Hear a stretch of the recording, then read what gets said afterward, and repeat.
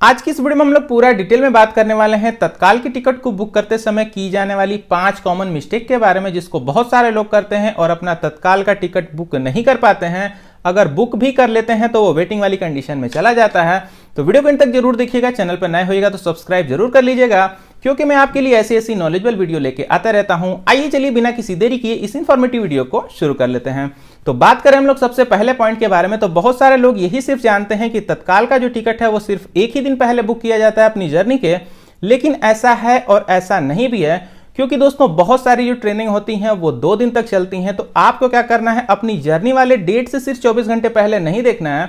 आपको क्या करना है, ट्रेन का जो सोर्स डिपार्चर टाइमिंग होता है, यानी कि ट्रेन जहां से चलती है, आपको उस डेट के 24 घंटे पहले तत्काल टिकट की बुकिंग करने आना रहता है। तो आप मेक श्योर करके इस चीज का ध्यान दीजिएगा कि आप जब भी बुकिंग करने आइए तो अपने ट्रेन का जो सोर्स डिपार्चर टाइमिंग है उससे 24 घंटे पहले ही तत्काल की बुकिंग स्टार्ट होती है।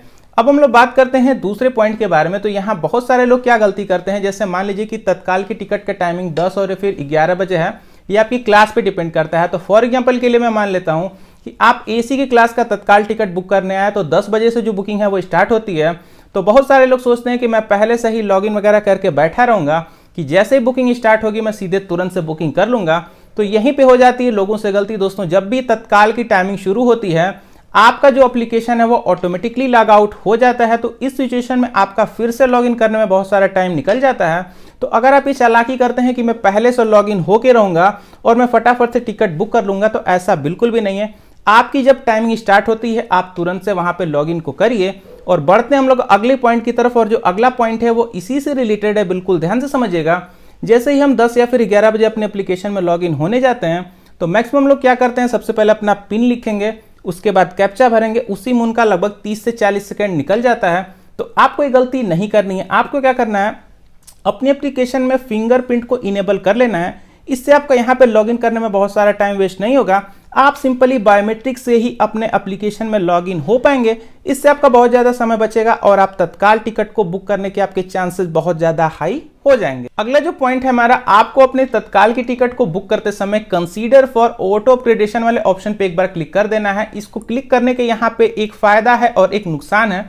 बिल्कुल ध्यान से समझिएगा। अगर आप कंसीडर फॉर ऑटो अपग्रेडेशन पे क्लिक कर देते हैं, तो अगर आप जिस सेम कोच में अपनी टिकट को बुक कर रहे हैं, अगर उसमें जगह इनकेस नहीं रहती है, अगर टिकट वेटिंग वाली कंडीशन में जाने को होता है, तो अगर उसकी हायर क्लास में जगह है तो आपकी टिकट को वहां पे उठा के शिफ्ट कर दिया जाता है और आपको उसी पैसे में एक कंफर्म सीट देखने को मिल जाती है। अब किसको इस ऑप्शन को सेलेक्ट नहीं करना चाहिए, तो बिल्कुल ध्यान से समझिएगा। आप अगर अपनी फैमिली के साथ जर्नी कर रहे हैं, यानी कि टिकट को बुक करने जा रहे हैं, तो आपको इस ऑप्शन को सेलेक्ट नहीं करना है। नहीं तो कुछ लोग दूसरी क्लास में चले जाएंगे और कुछ लोग इसी में रह जाएंगे। तो अगर आप फैमिली के साथ अपनी टिकट को बुक कर रहे हैं तो आपको इस ऑप्शन को सेलेक्ट नहीं करना है। और बात करें हम लोग को बिल्कुल अपने लास्ट ऑप्शन के बारे में, तो बहुत सारी ऐसी ट्रेनें होती हैं जो बिल्कुल बिजी रूट वाली होती हैं, जहां पे तत्काल टिकट की बुकिंग के लिए मारामारी मची रहती है।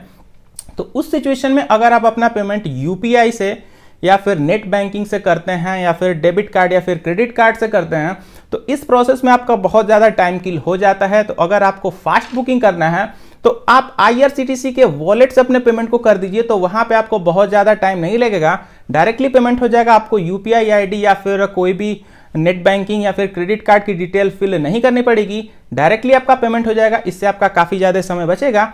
एक चीज़ का आप मेक श्योर करके ध्यान दीजिएगा, आपकी टिकट की जो भी प्राइसिंग होगी उससे 20 या फिर 30 रुपए पहले ही अपने आईआरसीटीसी के वॉलेट में ऐड कर दीजिएगा। इससे आपके तत्काल की टिकट की जो बुकिंग के चांसेस हैं वो बिल्कुल मैक्सिमम हो जाएंगे। दोस्तों, उम्मीद करता हूं आपको वीडियो पसंद आया होगा। दोस्तों, आपको वीडियो कैसा लगा कमेंट करके जरूर बताइएगा। अगर आपके मन में अभी कोई डाउट रह गया हो तो आप बेशक मुझसे कमेंट करके पूछ सकते हैं। मैं मिलता हूं आपसे अगली इन्फॉर्मेटिव वीडियो के साथ। तब तक अपना ख्याल रखिए। Take care and happy journey.